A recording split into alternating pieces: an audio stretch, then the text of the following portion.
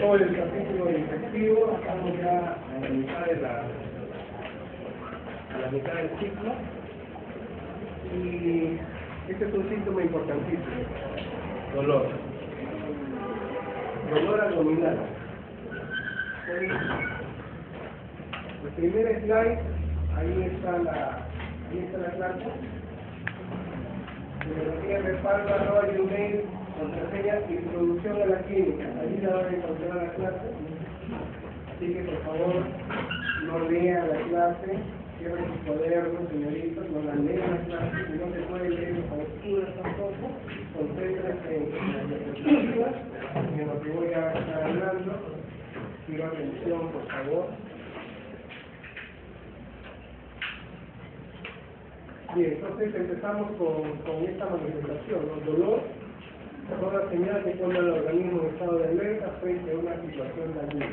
Entonces, imagínense ustedes qué pasaría si no tuviéramos una respuesta sensorial. Entonces, estaríamos con 61 procesos de pancreatitis, vamos a una comida copiosa, tomamos alcohol, y estamos ante una pancreatitis y el organismo no nos avisa. Entonces no nos dice que estamos atravesando por un proceso de destrucción del páncreas. Se escapa las enzimas líticas, se inicia el proceso inflamatorio, y el proceso inflamatorio es un proceso normal, natural del ser humano, que trata de contener la noxa, ¿no? Y sin embargo no presentamos dolor. Entonces, ¿qué nos pasaría? Pero realmente, si tuviéramos una necrosis y un proceso severo, nos moriríamos sin siquiera saber que nos aconteció. Eso no está dentro del esquema del organismo humano, ¿no? Nuestra respuesta sensorial se inicia intraútero. Intraútero ya percibimos las sensaciones. Intraútero ya tenemos capacidad para tener esta respuesta sensorial, ¿no? Y cuando salimos, lo primero que nos encontramos es ante un medio externo que se diferencia con el medio interno, un medio externo frío, y el niño siente ello y empieza a percibirlo, ¿no? Entonces, el dolor es una respuesta ante el estímulo, ante cualquier estímulo. Y es una manera de que el organismo lo dice: alto, cuidado, aquí hay algún problema, ¿no? Entonces, cuando este dolor, estos son los receptores nociceptivos, ¿no? Entonces, tengo un trauma, un pequeño trauma, estoy martillando y me chanco el dedo, tengo un trauma, y inmediatamente activo la respuesta del dolor.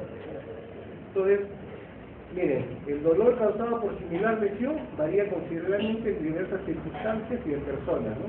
Algunas personas son muy tolerantes al dolor, otras no, ¿no? Hay personas que están preparadas durante toda su vida para este proceso de dolor, ¿no? Y hay otras que, con una pequeña estímulo doloroso, tienen una respuesta inmensa, ¿no? Que realmente no son tolerantes al dolor, totalmente. Entonces ya hemos visto esto también, los infectivos, tiene que haber una noxa, tiene que haber un trauma, tiene que haber un proceso inflamatorio, ¿no? Y en donde lo básico no existe, ¿no? Sino lo que existe es el daño del axón.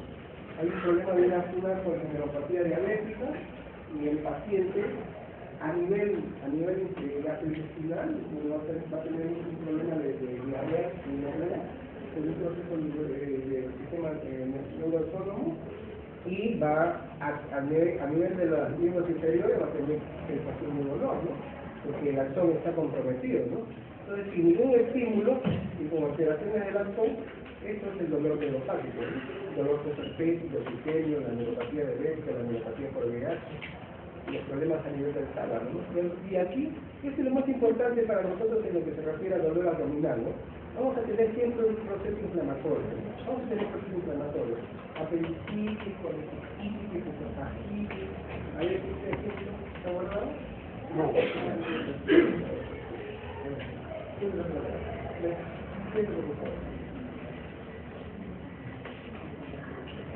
Entonces, vamos a tener procesos contracturales y también vamos a sentir mucho dolor. A ver, hay una cierta línea, Entonces,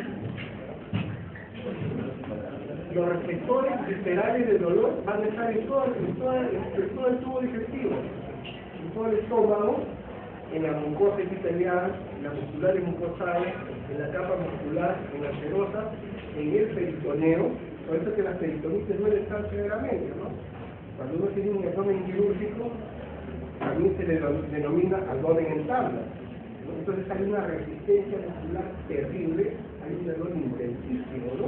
¿Y es por qué? Porque está aconteciendo esto, ¿no? Una peritonitis, ¿no? La cápsula de Grissom duele también.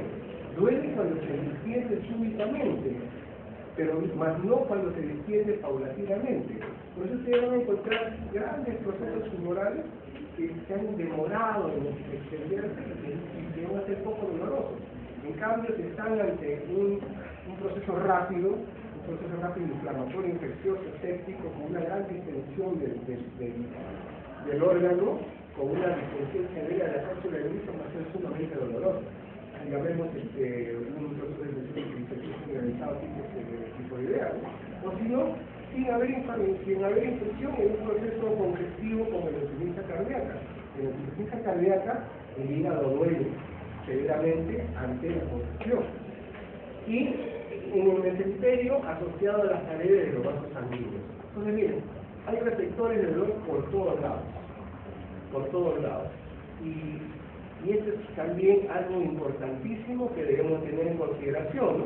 Cuando nosotros hacemos procesos laparoscópicos, se hace la laparoscopía y se pincha el hígado, eso no duele. La biopsia se pincha el hígado y no duele. Entonces aquí dice, los órganos abdominales son insensibles al pinchar, quemar, cortar y la estimulación termoeléctrica. Sin embargo, lo más importante es la estenosis, la contracción, la inflamación y la histeria. Esos son grandes locas del servicio del dolor. Entonces, estamos ante un problema de una estenosis, de una obstrucción de la vía biliar, de un gran dolor, náuseas, vómitos, sudoración, dolor intensivo.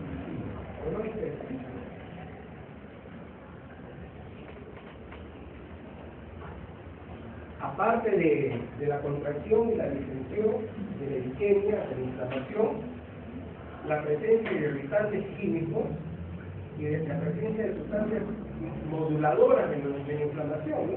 Aquí tenemos el cloruro de potasio, el ácido clorhídrico y los receptores viscerales. Es por eso que la gastritis, la úlcera péptica, la úlcera perforada, la perforación, son sumamente dolorosas, ¿no? Y estos son mediadores inflamatorios. Ante cualquier proceso inflamatorio, ahí están incrementando la respuesta inflamatoria. La bradicina, la serotonina, la histamina, la sustancia P, la prostaglandina. Entonces, ellos siempre están presentes porque son mediadores de la inflamación. Incrementan el proceso inflamatorio. Entonces, si hablamos de dolor, debemos de definir cómo se va desarrollando este proceso doloroso, ¿no? Yo he tenido oportunidad de apreciar esto en un paciente con un absceso a nivel de la vesícula. Entonces, inicialmente el dolor es en el epigastrio. Tenía un paciente con un absceso vesicular y que al inicio, ¿dónde era el dolor? En el epigastrio. ¿Por qué? Porque es un dolor visceral, es un dolor poco localizado, al inicio. Ustedes están leyendo ahí, los recursos que ingresan, los impulsos sensitivos, que inician los reflejos a nivel de las vísceras, cuando están los receptores, los no receptores, no suelen alcanzar el nivel de conciencia.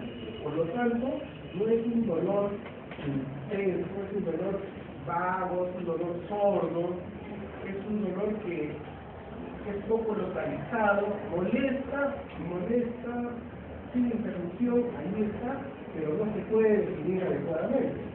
¿No? La colecistitis, inicialmente en el epigastrio del dolor. Y posteriormente va incrementando este proceso inflamatorio, igualmente en la vía biliar. Pero ya acá hay una cápita importante, ¿no? Este órgano, la vesícula, y zonas de piel y tejido somático comparten el mismo segmento nodular. Entonces, va a haber hiperestesia, va a haber hiperalgesia cutánea y va a haber hiperalgesia muscular a la zona de palpación superficial. Ya se está delimitando mejor el dolor. El dolor ya no se siente a nivel de la epigastria de la colecistitis, sino que ya se siente a nivel del hipofondo derecho. Y hasta allí está comprometida solamente la víscera, ¿no? Pero cuando ya el proceso inflamatorio va más allá y ya empieza a coger el peritoneo, entonces ya hay una reacción peritoneal. Entonces, ante esta reacción peritoneal, la inflamación se aloja ahí en el peritoneo parietal y eso va a producir una ubicación muchísimo más certera de donde los estaba ocasionando este proceso, ¿no? En el caso de la colecistitis, es en el punto de luz, que es un punto que va desde el marco umbilical hacia la línea espiral, y el cruce con el reloj costal derecho, allí. Entonces uno le pide al paciente que respire, y en el momento de respirar a la respirar el hígado y la vesícula, siente un gran dolor y el paciente entrecorta la respiración. Entonces hay un músculo positivo, decimos. Está inflamada la vesícula y está inflamada el peritoneo. Y lo que está sucediendo es que es una reacción que tenemos peritoneal total de la muerte. Así se denomina, ¿no? Pero este es por el dolor inducido por la inflamación a nivel del peritoneo parietal. Entonces, esto ya está dicho. Y acá dice, ¿no? ¿De qué depende la intensidad de dolor, la intensidad del proceso inflamatorio? También depende de qué esté inflamando el peritoneo. Entonces, un poco de jugo gástrico estéril pero ácido provoca mucho más dolor que igual cantidad de veces. Y el jugo pancreático que encima causa más dolor de inflamación que igual cantidad de bilis, la cual carece de enzimas potentes. Esto es muy cierto.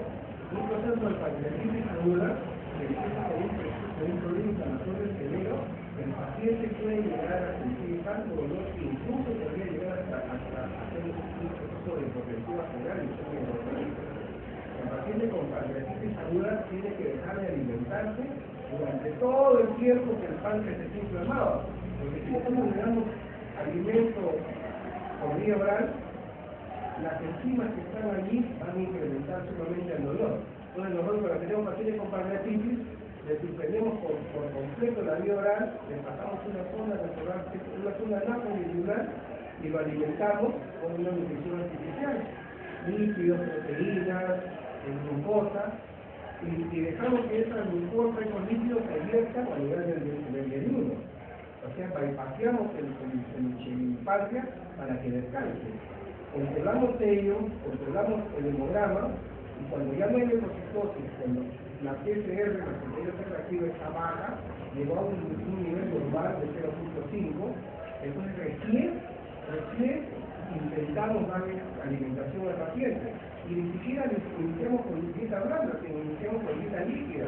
Empezamos con anicitos, tecitos, y paulatinamente vamos incrementando. Si llegamos a la dieta blanda y el paciente acusa nuevamente el dolor, suspendemos nuevamente la dieta, ¿por qué? Porque todavía, a pesar de que los marcadores pueden decir que ya no existe problema inflamatorio, el organismo manifiesta que sí. Entonces, el dolor pancreático es un dolor severísimo. Y muchas personas pueden incluso fallecer de una pancreatitis aguda, cuando es una pancreatitis aguda de crónica y verdad. Esto es lo frecuente. Obstrucción de la víscera hueca. Obstrucción de la víscera hueca, obstrucción a nivel del ureter, a nivel del ureter de otro peritoneo, un cólico ureteral que es intensísimo, produce náuseas, vómitos, mareos, dolor intenso, el paciente está llorando de dolor. Dolor energístico, igualmente, incluso personas que han una colecistitis y con un cálculo enclavado energístico, el paciente vomitando sobre el lavadero, totalmente frío, con una fase acústica tremenda, total, por el proceso de contracción y dilatación que está estimulando los nociceptores a nivel de la vía ocular.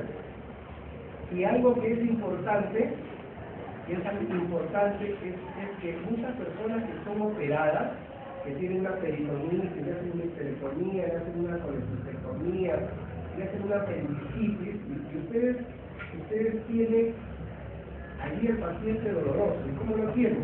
Lo tienen que está vomitando, lo tienen que no defeca, que no expulsa platos, de que esté el abdomen totalmente distendido, y que puede haber incluso signos de luz, algunos cerebros incrementados y hasta de tono metálico.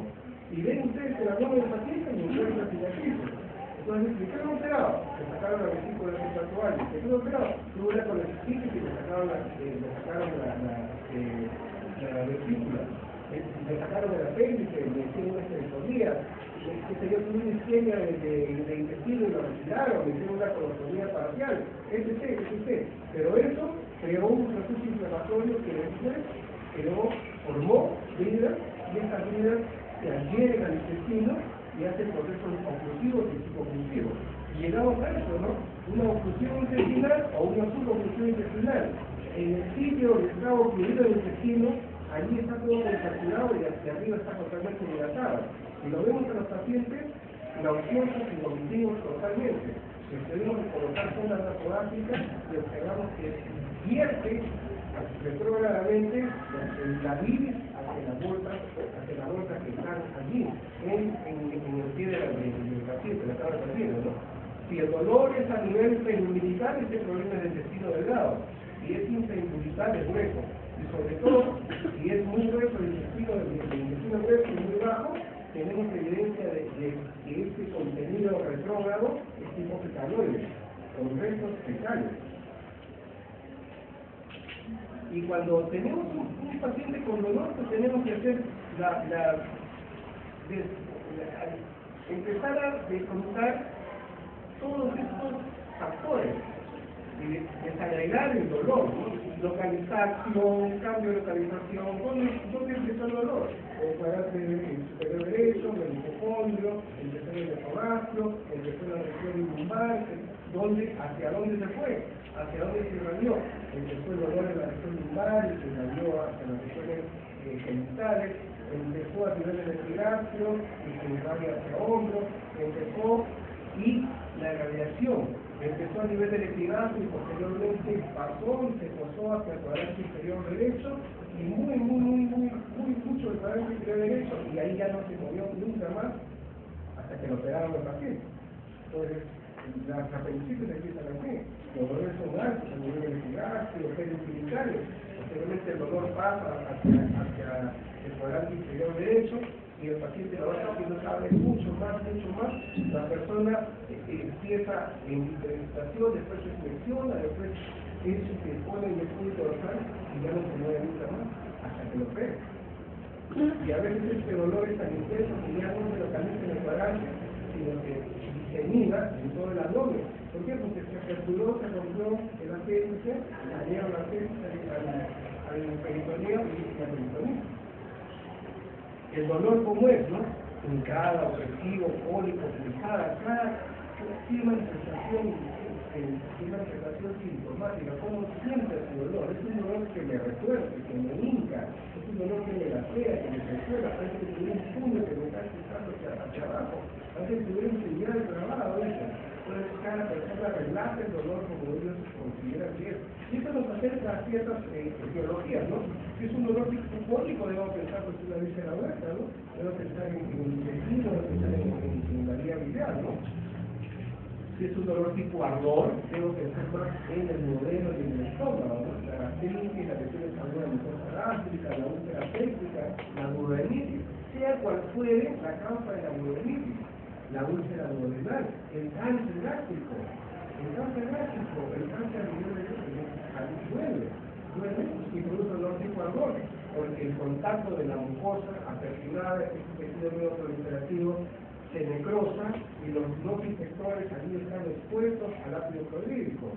¿Cómo es el dolor? ¿Es súbito o es insidioso? ¿No? Un dolor súbito de una persona de edad, de 60 años, que es fumador, que es hipertenso, y te diga que súbitamente tiene dolor en el nivel del abdomen, uno tiene que tener en cuenta de que puede tratarse de una infección de la arteria aorta, que puede tener una aneurisma discecante, y en pocos momentos o pocas horas se puede aperturar, romper la aorta y entrar en mucho hipovolémico y fallecer la persona. ¿Cuánto es el tiempo de enfermedad que está uno es crónico, no? Y una pancreatitis aguda, inicio rápido, 1 a 2 horas, ya el paciente está totalmente dolorido, ¿no? Un proceso crónico, la misma pancreatitis, ¿no? Cuando se vuelve crónica, pancreatitis crónica que se exacerba con la ingesta de alimentos, con una ingesta de alcohol, ¿no? Ritmo de periodicidad, hay periodicidad en la presencia de los problemas gástricos, de la presencia gástrica, ¿no? El paciente tiene dolor, come, cambia el dolor, aparece nuevamente el dolor. Entonces tiene una cierta periodicidad, ¿no?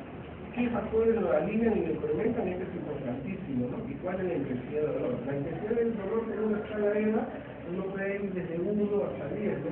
1, estamos despiertos, 10, estamos totalmente adoloridos, estamos en estado de shock, estamos en shock. El paciente va desde lo más, de dolor leve, moderado, intenso y severamente intenso. Y esto es en lo que respecta a alivio e incremento del dolor, ¿no? Y los factores que precipitan alivio del dolor. Ingesta de alimentos. Como y a los 30 minutos tengo dolor. Isquemia mesentérica. Como y tengo dolor. Cálculos, colecitis crónica, problemas pancreáticos, a la micción, procesos genitales o procesos relacionados colorectales, a la defecación, enfermedades del intestinal colorectal, ¿no? Tengo un cáncer a nivel del recto, y defeco con dolor, las heces son atizadas, están ensangrentadas, y tengo dolor en la región recto-sigmoidea, ¿no? Procesos ginecológicos, ginecocéntricos que producen dolor, ¿no? El ciclo menstrual, menarquia, el embarazo, dispositivos intrauterinos es el mismo importante, ¿no? La presencia de dispositivos intrauterinos en la mujer y dolor en el hipogástrico, en nuestra piel con un cólico con el polimenorrea, exceso de sangrado, dolor en el hipogástrico, alteraciones tubováricas, endometritis, problemas a nivel salpingitis, producen dolores. Alteraciones endometriales, cambios emotivos, bueno, también. Todo lo que es psicosomático está relacionado, ¿no? Colon irritable, una característica del colon irritable es el dolor o marco colónico, despeños diarreicos, estreñimiento, y sobre todo asociado al estrés, ¿no? Personas que están estresadas, sumamente tensas, tienen dolor psicofónico y hace proceso diarreico. Entonces pasa esto y llega a momentos de gran estreñimiento, ¿no? Este diagnóstico de colon irritable es un diagnóstico de descarte. Primero uno tiene que retirar todo lo que es orgánico, ¿no? Pensar en todo lo orgánico, cuando al final no tenemos nada orgánico, entonces nos quedamos con el colon irritable, ¿no? Síntomas que acompañan al dolor anular, fiebre y escalofríos, ¿no? Procesos inflamatorios, infección. Brucelosis, fiebre tifoidea, salmonelosis, shigenosis, o sea, el síndrome disentérico, ¿no? Dolor psicofónico, diarrea, fiebre, presencia de escalofríos, ¿no? Náuseas y vómitos, obstrucciones a nivel, por ejemplo, una coledocolitiasis, ¿no? Gran dolor o una impactación del cálculo en el físico, gran dolor, enfermedad inflamatoria intestinal, procesos infecciosos, disfagia, odinofagia, ¿no? Sensación de atoro y dolor. Es lo que es el problema de esofagitis, candidiasis esofágica en VIH, por ejemplo. Es un paciente que tiene VIH y que tiene dolor al paso de los alimentos, ¿no? Hacemos una endoscopía alta y tiene la cándida introducida dentro de todo el tubo gastrointestinal alto a nivel de la esófago, ¿no? Esofagitis licórtica en pacientes con inmunodeprimidos. O el mismo cáncer gástrico del cáncer esofágico, ¿no? Que va a producir dolor al momento de el paso de los alimentos. Saciedad precoz con alteraciones gástricas, hematimesis, con neoplasias, con problemas gastroduodenales, estreñimiento de procesos colorectales, ictericia, con hemólisis con causas hepatobiliares. No hay una triada, que es la triada del Vilar o la triada de Charcot, que es ictericia, dolor y fiebre, ¿no? Entonces, esa es la triada del Vilar. Y la triada del Vilar se da cuando los procesos constructivos que constituyen sintomáticamente la evidencia de ictericia por obstrucción de vía biliar extrahepática se infectan y nosotros lo que hacemos es, todo paciente que está con fiebre e ictericia, necesitamos un tratamiento con una colocitis ascendente. Le empezamos el tratamiento, no lo pensamos dos veces, colocitis ascendente, porque si no lo hacemos, podemos llegar a tener una sepsis y el paciente fallecer. Empezamos con ceftriaxona y metronidazol, hacemos una cobertura amplia para gram negativos y anaerobios para evitar que el paciente pueda empeorar.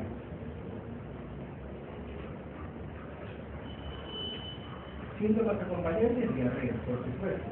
Dolor y diarrea son dos cosas que siempre van de la mano. Yo me acuerdo cuando empezó el problema del cólera, yo estaba de interno, de enfermista, era reciente funerales, y empezó el problema del cólera. Y venían los pacientes atrozmente, venían deshidratados, estaban secos, estaban totalmente hipotensos, totalmente adoloridos, tenían 5, 10, 15, 20 cámaras diarreicas, diarreas secretoras tremendas, una gran cantidad de líquidos y electrolitos y poca fe.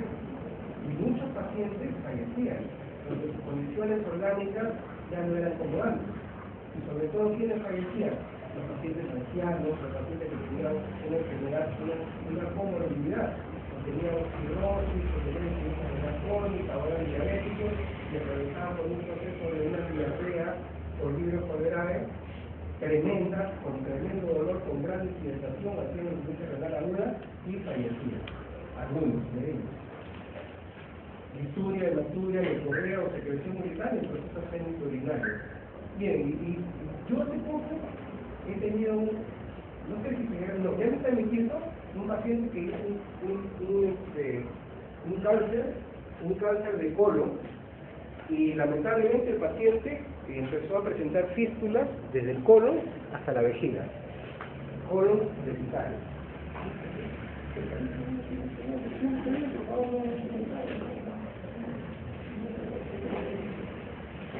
Entonces tenía fístulas desde el colon a la vejiga. Entonces estaba y la sepsis salía por la uretra. Le colocamos una sonda Foley y la presionábamos contenidos precalorideros por la uretra. Este paciente se lo han llevado a cirugía para hacer una colostomía, ¿no? Van a abocar el colon en la pared abdominal y van a empezar el parte bajo, ¿no? Y este paciente tenía disuria, tenía hematuria, tenía finuria, tenía heces que estaban desenvolvidos con la uretra, horrible. Sinceramente, es una cosa muy avanzada de la persona. Hematoquesia y dolor, origen colorectal, igual hay cáncer. Entonces miren acá, hemos hablado de bastantes etiologías del dolor abdominal, ¿no? Acá hay algo importante, vean, el embarazo esófago. Cuando sean ustedes internos y sean una paciente joven, que tiene dolor en el cuadrante inferior derecho, que parece una apendicitis, parece que debería constituir su segundo o no tiene su última regla. Porque si le dice, bueno, aquí va a ser 2 meses, entonces si tiene un tiempo de amenorrea de 2 meses, tiene dolor en la costilla derecha, tiene un embarazo ectópico. Y que sí, el problema es que el embarazo persiste, sigue incrementándose y sigue presionando la trompa. Y llega un momento en que rompe la trompa. Y en ese momento empieza el sangrado. Y la persona ya no solamente presenta dolor, sino que llega a ser hipotensión, taquicardia e incluso llega a perder la conciencia. Puede llegar a ser un poco hipovolémico, ¿no? Entonces, casi todos los que hemos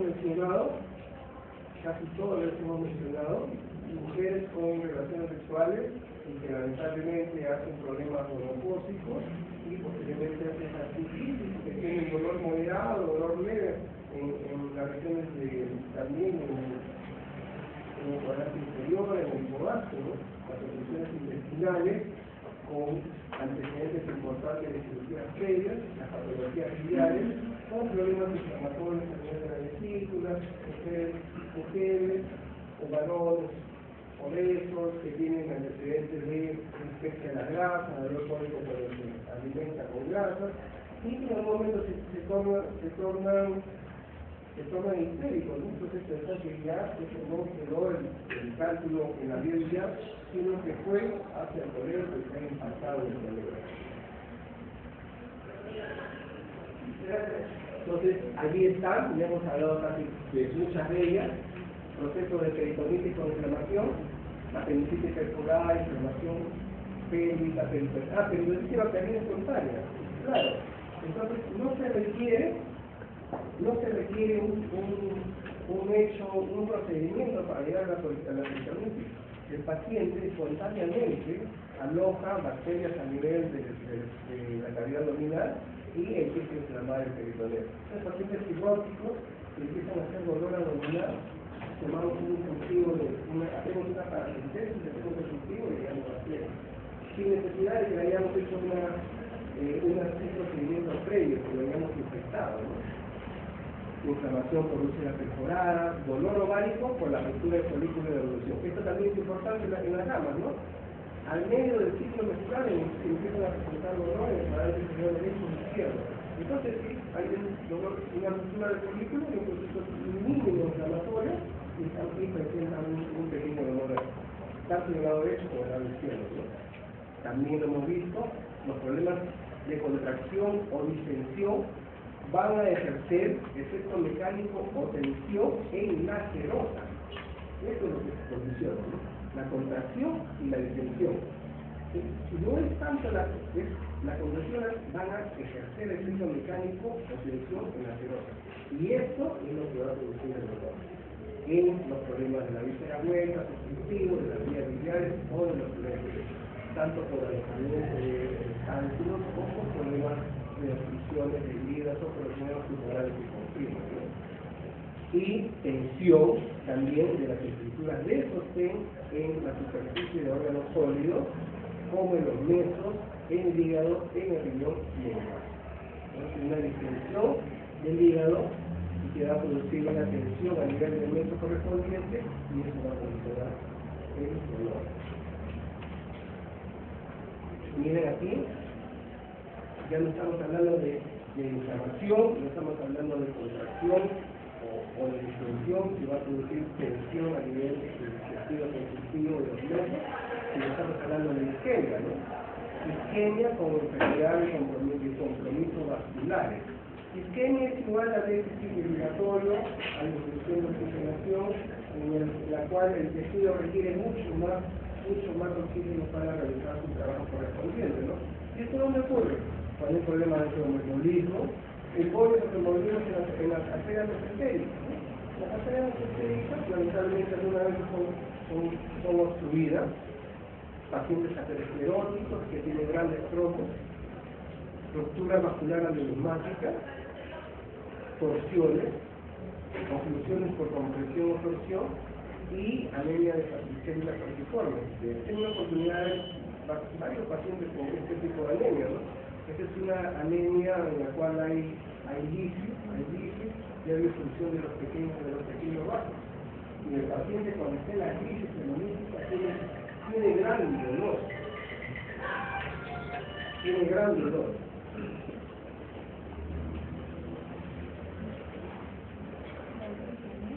Miren, dolor de pared abdominal, importantísimo también. O sea, en algunas oportunidades el dolor no es del intraabdominal, el dolor no es de las vísceras sólidas o la víscera hueca, pero el dolor está en la pared abdominal.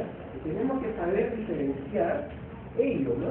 Entonces tenemos que preguntar al paciente si ha tenido traumatismo, podemos evidenciar hematomas, podemos tener problemas de abscesos a nivel de los músculos de la pared abdominal, pueden haber tumulaciones, ¿no? En una oportunidad me trajeron una persona joven que tenía gran dolor en la pared abdominal y empecé a conversar con él. Lo que pasaba es que su trabajo era de mucha fuerza, empleaba mucha fuerza y tenía que estar levantando por lo menos 500 o 600 veces artículos para colocarlos en una prensa. Entonces eso le producía gran dolor abdominal, ¿no? Hay otras personas que hacen pródromos de herpes zóster a nivel de la región abdominal tiene gran dolor abdominal, nosotros no presentamos bien y es de pared. Y posteriormente se inicia la presencia de vesículas, ¿no? Hematomas, infecciones, abscesos, tumoraciones.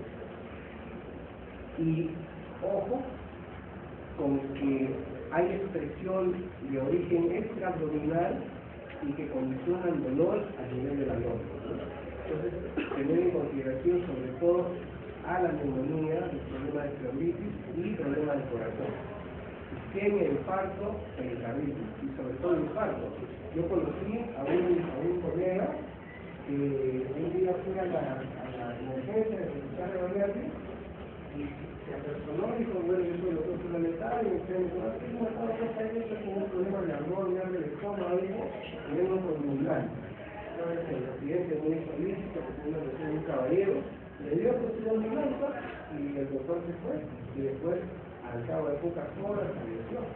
Entonces no tenía una epigastrancia, no era un árbol gástrico, no era una gastritis, no era una úlcera abdominal, era un infarto miocardio. Entonces nunca dejen de hacer el examen correspondiente. Si una persona que tiene 70 años, 60 años, que está obeso, que fuma, que tiene mucho estrés y que tiene antecedentes coronarios, que tiene una epigastrasia, hay que pensar en que tiene una isquemia de la carga traumática del corazón, que tiene un infarto. Entonces, tomémonos el tiempo recomendable, hagamos el examen correspondiente, mirámosle un electrocardiograma, mirámosle enzimas cardíacas, hagamos una prueba terapéutica con vasodilatadores. Entonces, nunca dejar que una persona, por el hecho de que tiene un problema en la universidad, se decir, entonces su camitín y va a su casa. De repente estamos mandando el infarto a su casa y como sucedió este colega, va a fallecer. Con una radiculitis, también producen problemas de origen extraabdominal y las alteraciones de la aparato urinario. Importantísimo también, causa metabólica de dolor, ¿no? Entonces, hay una enfermedad importante, la porfiria aguda, ¿no? Es un trastorno metabólico de la porfirina y estos pacientes algunos tienen alteraciones psiquiátricas, son pacientes deprimidos, son jóvenes, mujeres, varones que han hecho un intento de suicidio y tienen polineuropatía, tienen problemas de hipotonía y tienen dolor abdominal. La cetoacidosis diabética también se presenta con dolor abdominal, pero dentro de un contexto, ¿no? Una persona de 50 años, obesa, que incluso puede ser un debut de diabetes mellitus, ha tenido poliuria, palifagia, polilipsia, que se presenta con dolor abdominal, con trastorno accesorio, que le hace los exámenes correspondientes, tiene 400 de glucosa, que le hace un examen de dosaje de gases arteriales, tiene el pH de 7.1, le hacemos un examen de orina y hay cuerpos cetónicos en la orina. Entonces decimos, es un paciente que en un debut de diabetes mellitus con cetoacidosis diabética. ¿Bien? Miren esto, intoxicación plúmbica. Hay mucha gente que trabaja en fábricas de baterías y están constantemente inhalando las micropartículas de plomo que están en el medio. Entonces, paulatinamente estas partículas de plomo van introduciéndose en el organismo y estas personas son polisintomáticas. Tienen cefalea, tienen mialgia, tienen dolores osteoarticulares, tienen dolor abdominal, y se van paseando por todos los consultorios y es un paciente polisintomático, donde nosotros decimos la epidemiología, el conjunto de signos y síntomas están relacionados, y lo que notamos tenemos pacientes que tienen una sintomatología florida y no encontramos ni dónde se procesa, ¿no? Pero nunca olviden que un paciente que tiene dolor abdominal, que tiene dolores musculares, que tiene cefalea, que tiene un poco de irritabilidad, puede estar haciendo una intoxicación química. Entonces pregunte antecedentes, ¿dónde trabaja usted? Yo trabajo en la fábrica de baterías Casa. Ya. Entonces usted trabaja donde funde. Ahí trabaja. O si no, viven cerca de las fundiciones. Viven en el Callao. En el Callao vienen los de la Oroya, vienen los metales, ¿no? Y lo depositan y se esparce se esparcen por el medio ambiente y hay asentamientos humanos cercanos. Muchas personas están inhalando micropartículas de diferentes compuestos inorgánicos, entre ellos el plomo. Entonces hay que tener en consideración, por eso hay que tener un adecuado examen clínico y una adecuada anamnesis para saber uno hacia dónde apuntar. Entonces recuerden, cefalea, dolor abdominal, dolores musculares erráticos, pregunten por antecedentes laborales o antecedentes de vivienda. Y por ahí pueden encontrar muchas personas que tienen hacer una investigación clínica. Miren, causas neurogénicas, lúes dorsal, herpes zóster, causantes que son lesiones de los nervios sensitivos, hernias de discos intervertebrales también pueden causar dolor abdominal. Y lo último, ¿no? A veces hay personas simuladores, sí, pero hay personas con problemas de disociativos conversivos, sí, hay personas con patología mental que tienen dolor, pero es un dolor normal, un dolor psicótico. Entonces, allí ya necesitamos la ayuda de los especialistas en enfermedades mentales. Localización, ya hemos dicho ya casi todo ello, el poco derecho, todas estas investigaciones, sobre todo duodeno, páncreas, estómago, hipocondrio derecho vesícula, hígado, hipocondrio izquierdo también úlcera, pancreatitis, cólico nefrítico, diciembre de infarto, o ciliaca derecha, ojo, apendicitis, pero también adenitis periférica y embarazo ectópico, siempre tener en consideración las causas ginecocétricas, siempre tenerlas en consideración, ¿no? Y el periumbilical, trombosis de las venas entéricas, confusiones intestinales, adenoma en la aorta, en el hipogastrio, problemas de vejiga y uréter, en la costilla izquierda, cólico, dolor abdominal, diarrea, dolor localizado en el cuadrante inferior derecho, fiebre y diarrea. Esta es una posibilidad importante, la diverticulitis. Y hacia el dorso, siempre pensar en los aneurismas de aorta en pacientes que tengan razones de riesgo para ellos. El examen físico, lo he repetido en el transcurso de la clase, podemos encontrar muchas formas de presentarse el paciente, ¿no? De repente está totalmente quieto, echado, porque está con el abdomen en tabla. No quiere ni que lo cojan, no puede ni coger, porque al mínimo movimiento despierta mucho dolor, está con una peritonitis total. O de repente es un paciente que está caminando, que está inquieto, que está vomitando, que tiene un proceso obstructivo a nivel de uretra, ¿no? O si no, es un paciente histérico, ¿no? Está histérico, está sudoroso, tiene síntomas hepáticos, es un paciente cirrótico, que está con una peritonitis, ¿sí? O si no, es un paciente con cáncer, que tiene un abdomen distendido, temporal, está pálido, está desnutrido, está con un abdomen voluminoso, tumoral y muy adolorido. Entonces, podemos encontrar una infinidad de presencias a la infección. Podemos encontrar equimosis periumbilical, ¿no? En pancreatitis, podemos encontrar vesículas en el herpes, podemos encontrar esto, una hernia umbilical, y que esta hernia esté comprimiendo una abdominal, esté produciendo una necrosis, una isquemia, y eso es doloroso, ¿no? Una encarcelación del acto intestinal a nivel de una hernia umbilical. Entonces hay muchas maneras de que uno pueda presentar, que se pueda presentar el paciente, ¿no? En lo que respecta al examen, a la auscultación, ojo con el sonido metálico de los ríos y aéreos, ¿no? Sonido metálico de los ríos y aéreos es igual a signos de lucha, es igual a obstrucción intestinal. Silencio es igual a hidrodinámico. A la palpación, entonces muchas veces vamos a palpar, ¿no? Hay que tener cuidado de palpar un abdomen. No podemos hacer una palpación profunda, inmediata. Tenemos que hacer una palpación superficial y colocar la mano suavemente y pasar la mano por la superficie. Y eso nada más puede producir hiperestesia. Eso puede producir hiperestesia. Y con ello nos podemos incluso dar cuenta si la superficie es irregular y por debajo es irregular. Y posteriormente hacemos una presión mínima al abdomen, presionamos y dejamos y vemos cómo se moviliza el abdomen y observamos cómo está la pared. Si la pared está rígida, si la pared es blanda, es resistente, está rígida. Y si nos permite, se puede hacer una evaluación profunda, porque a veces es tanto el dolor que ya no podemos ir más allá. Y si podemos hacer una evaluación profunda, vamos a encontrar pues, muchas veces tumulaciones, vamos a encontrar espacio de plenomegalia, dolor localizado, el signo de rebote o Lüther, podemos encontrar líquidos desplazables,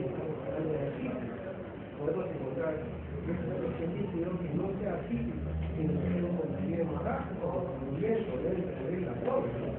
Y cuando se percute, puede ser timpánico, puede haber flacidez desplazable en el caso de la ascitis. Signo de la menos es un signo característico de la pericarditis tuberculosa, en la cual hay áreas mates y hay áreas de sonoridad incrementada. Los puntos dolorosos que ustedes tienen que tener en consideración, un perfil gástrico para un cerebral pseudodermo, la zona pancreático-coloreociana. Acá dice, algo informado por la línea media psicodía umbilical y la umbilical aquí a la derecha, cabeza de sangre y coloredo pancreático. Aquí, esta zona. Aquí está el ombligo, aquí está la apéndice tifoide y aquí está la línea axilar. Entonces, esta zona es la zona pancreático-coloreal, donde está la cabeza de páncreas y el coledo con el sufrimiento pancreático. Aquí está el punto de músculo. Aquí está el punto de músculo. Entonces, cuando nosotros introducimos aquí, hacemos presión con un dedo, el paciente respira y recorta la respiración, decimos punto de músculo positivo y es tan probable de que se trate de una condición. Miren ustedes, aquí está el ombligo, el destino de la cárcel superior, aquí está el masburgo. Es el que más se utiliza para apendicitis. Pero ustedes vean acá que la apéndice puede estar muy arriba, muy abajo, puede estar retrocejado, ¿no? Depende del paciente. Pero en la gran mayoría de los casos, si tenemos un paciente con fiebre que empezó su dolor alto, que ese dolor alto después fue a la ciliaca derecha y ya nunca dejó de estar allí y cada vez más intenso, y tomamos el punto externo como el punto medio, aquí este es el punto más medio, y hacemos una pequeña presión y presenta dolor. Después retiramos el dedo. Únicamente, si tiene mucho más dolor, entonces empieza uno positivo con Blumberg positivo.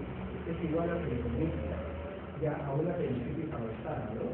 Entonces, Murphy, Blackburne, el punto de Morris y el punto de Lance, que son los otros puntos apendiculares, pero el que más usamos es el Blackburne. El Morris, un tercio medio con el interno, y el Blackburne, un tercio externo con el medio. Y el Lance es una línea horizontal entre ambas esquinas y letras anterosuperiores y en el borde externo del músculo recto derecho. O sea, aquí es el Blackburne, aquí es el Morris y aquí es el Lance. Los puntos renoliterales importantes, el superior y el medio, que son los que siempre estamos manifestando. El superior está acá, a 2 centímetros por fuera del músculo recto anterior y la línea umbilical. Y el punto medio está aquí, las piezas superiores a 2 centímetros por fuera del músculo recto anterior. O sea, aquí estaría aproximadamente el punto renoliteral medio y aquí estaría el punto renoliteral superior. El punto renoliteral inferior se tiene que hacer por que está en el diagnóstico que está realizado. Y el punto ovárico, una línea de las estructuras ciliares superiores hacia el sur y el centro medio. Pues estos son los puntos que más estamos nosotros observando, ¿no? Pero lo más importante de esta clase es considerar que un simple dolor abdominal puede ser un hecho catastrófico si no tenemos la consideración adecuada de pensar en el valor que tiene ese síntoma. Dolor abdominal puede ser igual a una apendicitis o posibilidad de muerte. Dolor abdominal puede ser una ruptura de una trompa y con una posterior sangrado, si no está en este caso, y un shock hipovolémico con un embarazo.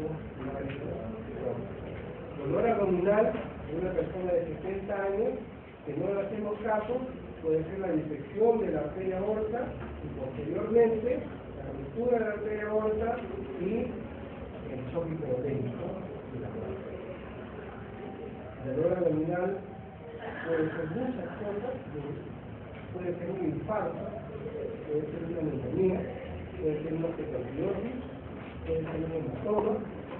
Entonces tenemos que el dolor abdominal va desde alfa, desde la A hasta la Z, en el sentido de las posibilidades diagnósticas.